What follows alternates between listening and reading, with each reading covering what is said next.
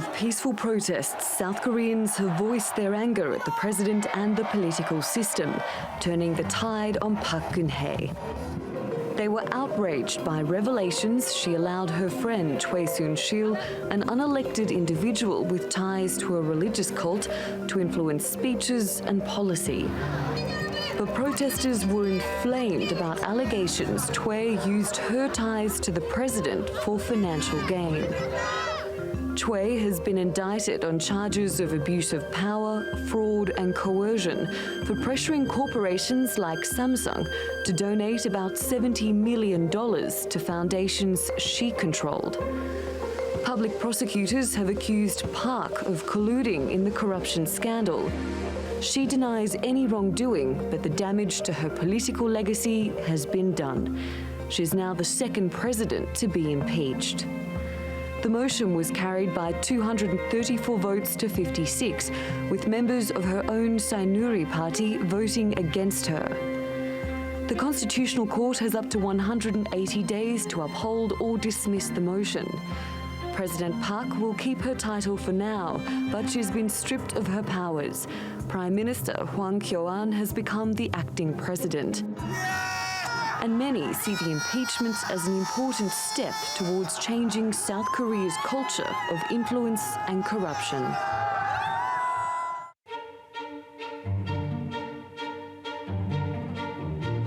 Modern South Korea rose from the ashes of war to become an Asian economic powerhouse.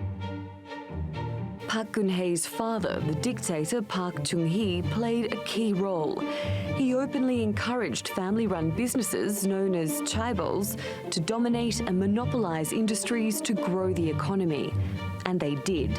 Chaebol is a combination of two words, wealth and clan.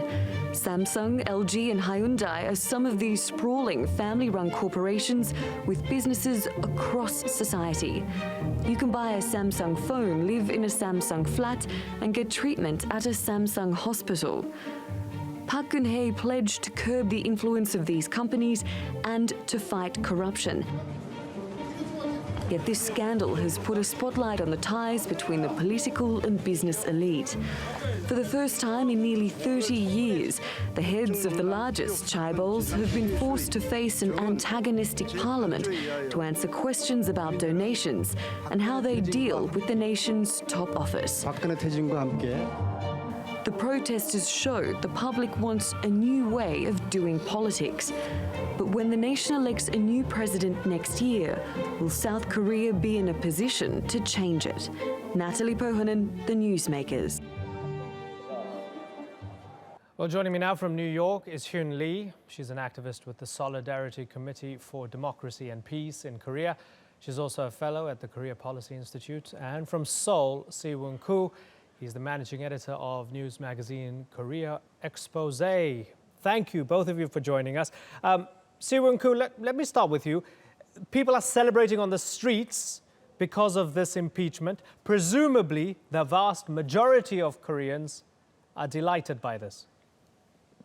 Well, indeed, if you look at the numbers running up to the impeachment vote last Friday, we were looking at about 80% of the electorate professing support for the idea of impeaching the president. And even after the vote took place, we're still seeing protests taking place here in Seoul, with people calling for the president to actually step down immediately in order to spare the country weeks of uncertainty that might result from just waiting for the Constitutional Court to rule on the validity of this impeachment vote.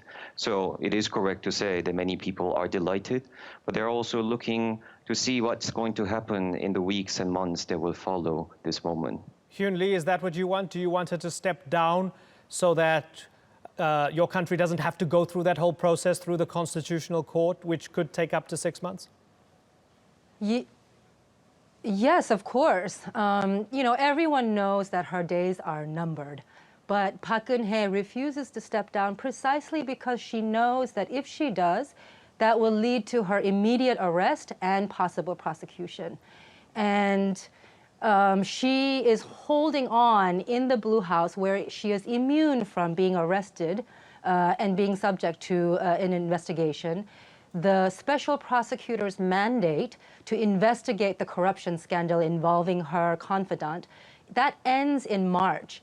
So if the Constitutional Court, many of the judges there are appointees of the current president, if they can delay the ruling until March, they may spare her from at least the embarrassing scenario of her being led out of the Blue House in handcuffs. Geun-hye, were you protesting or were you against her because she was corrupt along with her inner circle, or do you want change because you believe the entire system's corrupt? Yes, well, you know, the foreign media, I think, should be made aware that the outpouring of anger on the streets in South Korea in recent months is not only a spontaneous reaction to the very sensationalized government corruption scandal involving the so-called shamanist confidant of the president. It is actually the outpouring of pent-up frustration from many years of Park Geun-hye's rule. A lot of people around the world think that South Korea is a modern democracy, but I think many people in South Korea believe that her rule was very reminiscent of the very autocratic style of her father, who was a military dictator who ruled for 2 decades. You know, the first thing she did when she took office was to dissolve an opposition political party. This is unheard of in modern democracies. She jailed opposition leaders.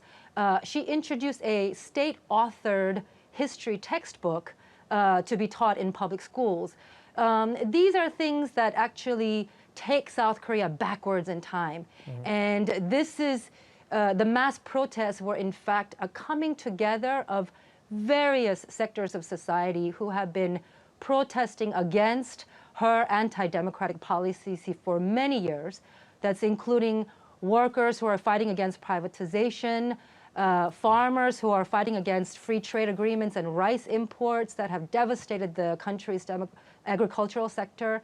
And they are now coming together, and what they're demanding is not only the ouster of the president, but also a dissolution of the institutions that made her rule possible. Let me ask Se-Woong, do you agree that we got it wrong from the outside? You know, we see South Korea as a model of democracy for development, the free market. And maybe, did we get it wrong because we're just maybe comparing South Korea to your northern neighbor and anybody looks good compared to North Korea? I think certainly having North Korea as a neighbor has helped South Korean political establishment a great deal for many years.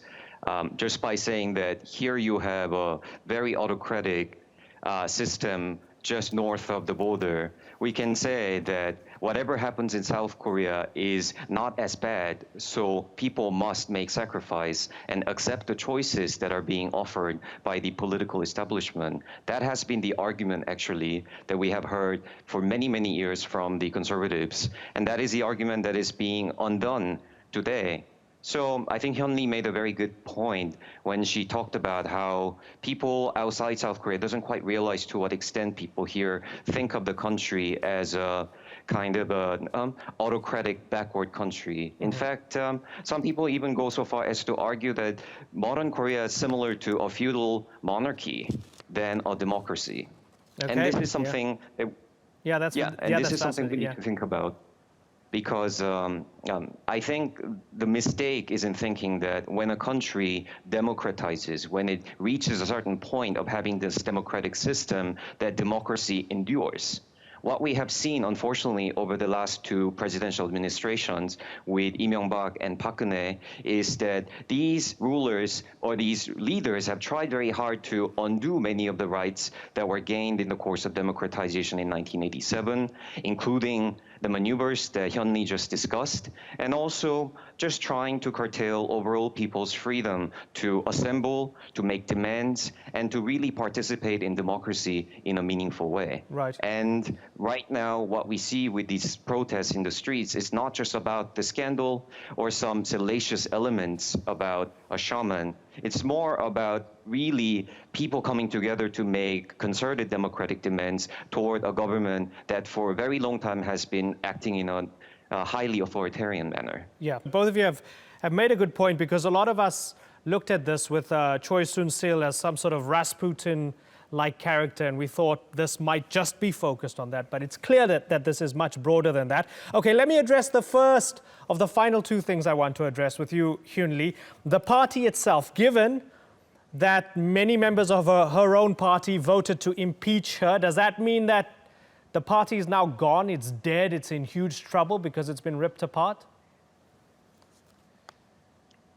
Yes, so the moderate section of the Conservative Tenity Party will now try to reorganize the party. They will dissolve the existing party. They will create a new party with a new name, a new branding, to try to appeal to their conservative base for the next presidential election, which will be held within 2 months after the president steps down.